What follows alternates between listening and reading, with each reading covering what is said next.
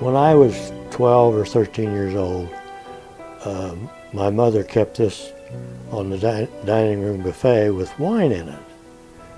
And I would sneak in and take a little bit of that in a little wine in one of these and drink it. Take it like this and pour it. I wouldn't fill it clear for about half, and then I'd fill this back up with water so she didn't know I was taking it. And I think she eventually got onto it. And that's how I got started drinking. And as time progressed, I drank more and more. I was drinking every day, liquor and beer and anything I get my hands on. And it progressed from there. I guess you'd call me a working alcoholic, because I was able to take care of my job, except that there were occasions that I would have to lay off sick and not go to work.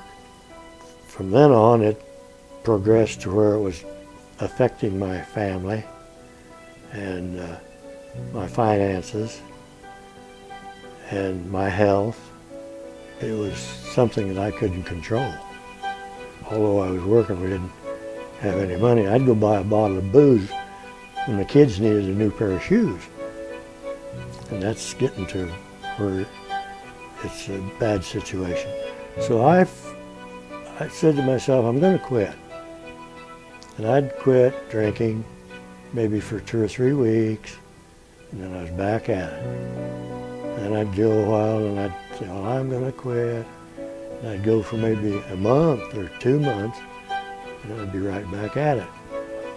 And finally I got to the point where it was very, very serious. I'd go places in the car, maybe down to a tavern, and I would not even remember getting back home.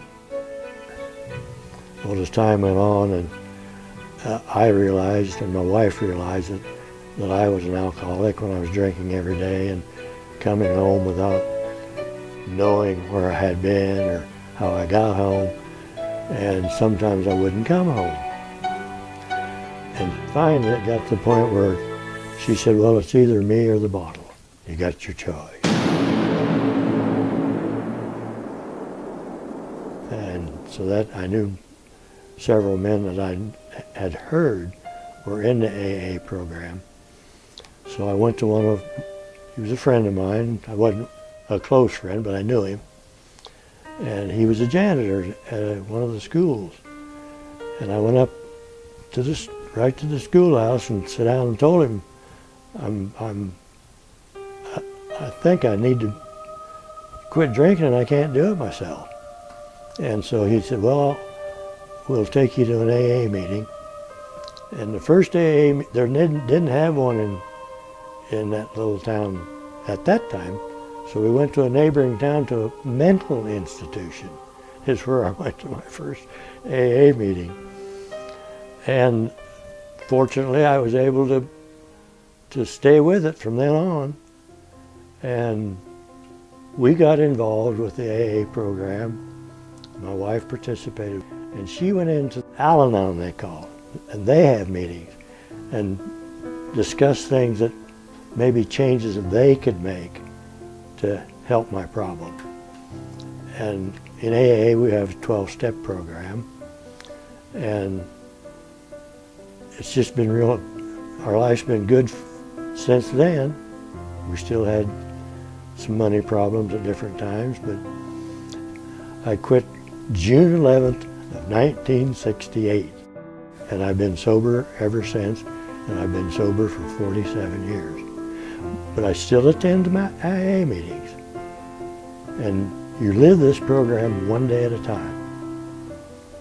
One part of this program, it has involved in faith, and all they ask you to do in the program is believe in that there's a higher power than yourself.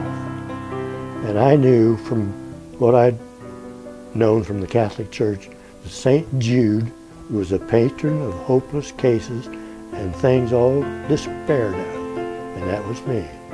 Many, many years ago, before I quit drinking, somebody gave me a card with a St. Jude prayer, I started saying the St. Jude prayer and did that continuously until I was sober, and I have since then been dedicated to St. Jude because he has done me many, many favors since then.